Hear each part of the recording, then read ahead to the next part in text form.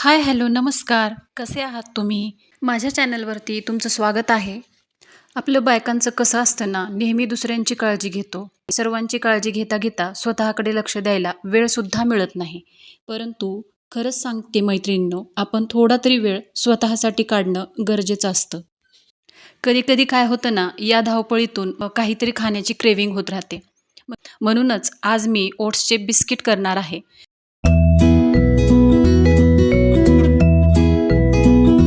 ओट्सचे biscuit करण्यासाठी आपण 3 वाट्या या ठिकाणी ओट्स घ्यायचेत. 3 वाट्या ओट्स घेतल्यानंतर त्यामध्ये आपण साखर नाही टाकायची. साखरेच्या ऐवजी गूळ टाकला तर ते हेल्दी राहतं. ओट्स मिक्सरमधून बारीक करून घ्यायचेत आणि गूळसुद्धा या ठिकाणी आपल्याला बारीक करून घ्यायचा आहे. त्यानंतर दोन्हीही छान मिक्स करायचं. त्याच्यामध्ये थोडंसं मीठ टाकायचं. तसंच या ठिकाणी बेकिंग सोड्याच्या ऐवजी बेकिंग पावडर आपण 1 चमचा टाकणार आहोत. बेकिंग पावडरच्या नंतर यामध्ये आपण पाववाटी तूप टाकून घ्यायचे. त्यानंतर याला मिक्स करून घ्यायचं आणि यामध्येच दूध टाकून हळुवारपणे आपल्याला ते मिक्स करून घ्यायचे. परंतु माझ्याकडून थोडंसं दूध जास्त झालं होतं. त्यामुळं मी यामध्ये गव्हाचं पीठ टाकलेलं आहे. मग हा डो छान तयार करून घ्यायचा. हा डो तयार झाल्यानंतर या ठिकाणी प्रीहीट करायला मी कढई ठेवली होती. तर ती कढई आता प्रीहीट झालेली आहे. त्याच्यामध्ये ओट्सच्या डोचे मी गोळे करून घेणार आहे आणि त्याचे बिस्किट तयार करून तुम्हाला जो हवा असेल तो शेप तुम्ही देऊ शकता. परंतु मी गोलच देत आहे. आणि याप्रमाणे हे छोटे-छोटे गोळे करून मी एका प्लेटमध्ये ठेवलेले आहे. ही प्लेट आता प्रीहीटेड कढाईमध्ये आपण ठेवणार आहोत आणि ही कढाई 15 मिनिटासाठी आपण बंद करून म्हणजे त्याच्यावरती झाकून आपण गॅसवरती ठेवणार आहोत. लो फ्लेमवरती ठेवायची आपल्याला.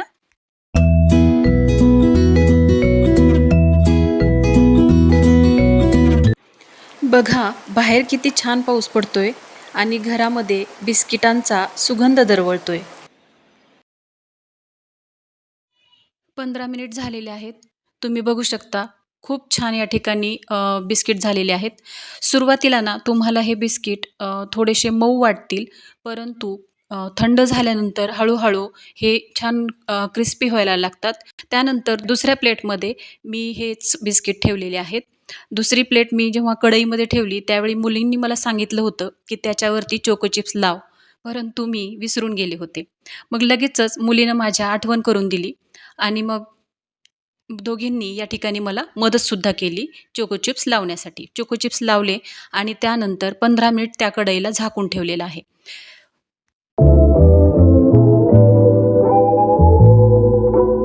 आता सुरुवातीचे जे बिस्किट आहेत, ते मी तुम्हाला या ठिकाणी दाखवते. एक बिस्किट या ठिकाणी मी तुम्हाला काढून दाखवते, म्हणजे तोडून दाखवते. किती छान क्रिस्पी झालेला आहे पहा. चवसुद्धा खूप छान झालेली आहे आणि मस्त असे बिस्किट तयार करून तुम्ही ठेवू शकता. हेल्दी पण आहेत. ओट्स नाही तरी हेल्थसाठी छानच असतात आणि एक जरी बिस्किट खाल्लं ना, तर खूप छान वाटतं. हे बिस्किट तुम्ही नक्की ट्राय करा. आता दुसरी प्लेटसुद्धा मी काढून दाखवते तुम्हाला. याच्यातलं हे बिस्किट बघा, खूपच छान झाले.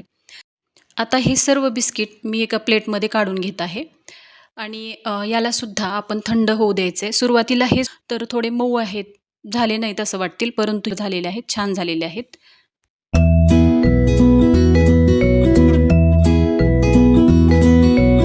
जर तुम्हाला माझा व्हिडिओ आवडला असेल तर लाईक करा, सबस्क्राईब करा आणि बेल आयकॉन दाबायला विसरू नका. बाय.